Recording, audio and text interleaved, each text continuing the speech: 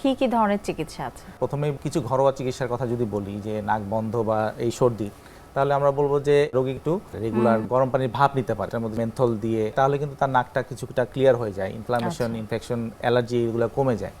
এবং সে কিছু নিয়ম যদি মেনে চলে, যেমন ধুলাবালি যদি এড়িয়ে চলে, মাস্ক ব্যবহার করে, এবং শীতকালের সময় আমাদের লেপ তোষক বের করতে হয়, হঠাৎ করে বের করে ব্যবহার করা শুরু করে, এটা অনেকদিন ধরেই বন্ধ জায়গা থাকে, এখানে কিন্তু ডাস্ট এবং মাইট তৈরি হয়, এটা কিন্তু একটা অ্যালার্জির কারণ। ঠিক আছে, শীতকালের অনেক সময় জামা কাপড় খুলে বের করা শুরু করে, এখানে কিন্তু ডাস্ট এবং মাইট এবং অ্যালার্জেন থাকে, এটার সাথে সাথে কিন্তু নাকে অ্যালার্জি এবং ইনফেকশন তৈরি হয়। আমরা বলবো যে এগুলা পরিহার করতে, ধুলাবালি থেকে অ্যাভয়েড থাকতে, এবং যদি যাদের এই প্রবলেম থাকে সাইনাসে, তারা কিন্তু মাস্ক ব্যবহার করতে পারে, রেগুলার গরম পানির ভাপ নিতে পারে, মেন্থলের বাষ্প নিতে পারে। এবং যখন আমাদের কাছে এই ধরনের রোগীরা আসে, আমরা প্রাথমিকভাবে আসলে একটা এক্সরে করে থাকি, বা সিটি স্ক্যান যদি খুব সিভিয়ার মনে করি, পলিপ মনে করি, তাহলে সিটি স্ক্যান করে থাকি।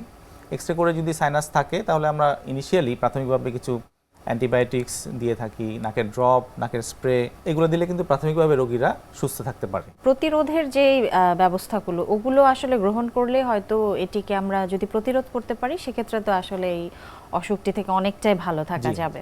তারপরেও যদি না হয়, সেক্ষেত্রে তো মেডিকেল কিংবা সার্জিক্যাল কোনো অপশনস আছে কিনা? যদি আমাদের কাছে এই ধরনের রোগী বারে আসে, যে তার কিন্তু কনজারভেটিভ ট্রিটমেন্ট, অর্থাৎ অ্যান্টিবায়োটিক, অ্যান্টিহিস্টামিন, এগুলোতে কাজ হচ্ছে না, অথবা এমন যদি হয় যে সাইনোসাইটিস থেকে একদম পলিপ হয়ে গেছে, নাকটা একদম বন্ধ, এগুলোতে ওষুধে আর কাজ করছে না, তাহলে কিন্তু আমরা সিদ্ধান্ত নেই সাইনাস সার্জারির মাধ্যমে কারেকশন করার চিন্তা করি। সেক্ষেত্রে আমরা আগে একটা সিটি স্ক্যান করে নেই, যে আসলে সার্জারিটা কী ধরনের করা উচিত।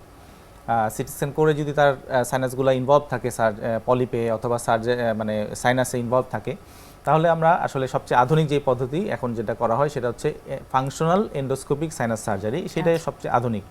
এটা একদম কাটাছেঁড়া ছাড়া এন্ডোস্কোপ বা ক্যামেরার মাধ্যমে আমরা নাকের ভিতরে যে স্ট্রাকচারাল অ্যাবনর্মালিটি থাকে, যেমন আমি একটু আগে বলেছি, নাকের হাড় বাঁকা যদি থাকে, নাকের অস্টিওমিডিয়াল কমপ্লেক্সে যদি কোনো বন্ধ থাকে, অবস্ট্রাকশন থাকে, সেইগুলো আমরা কারেকশন করে নিয়ে আসতে পারি। সেই সাথে যে নাকের যে সাইনাস আছে, সাইনাসের ভিতরে যে মিউকাস বা ইনফেকশন জমে থাকে, সেগুলো কিন্তু আমরা ক্লিন করে নিয়ে আসি, এবং এই সাইনাসটাকে আমরা অ্যাক্টিভ করে দিই, ফাংশনাল করে দিই, যার ফলে এই অপারেশনের নাম হয়েছে ফাংশনাল এন্ডোস্কোপিক সাইনাস সার্জারি, বা সংক্ষেপে FESS।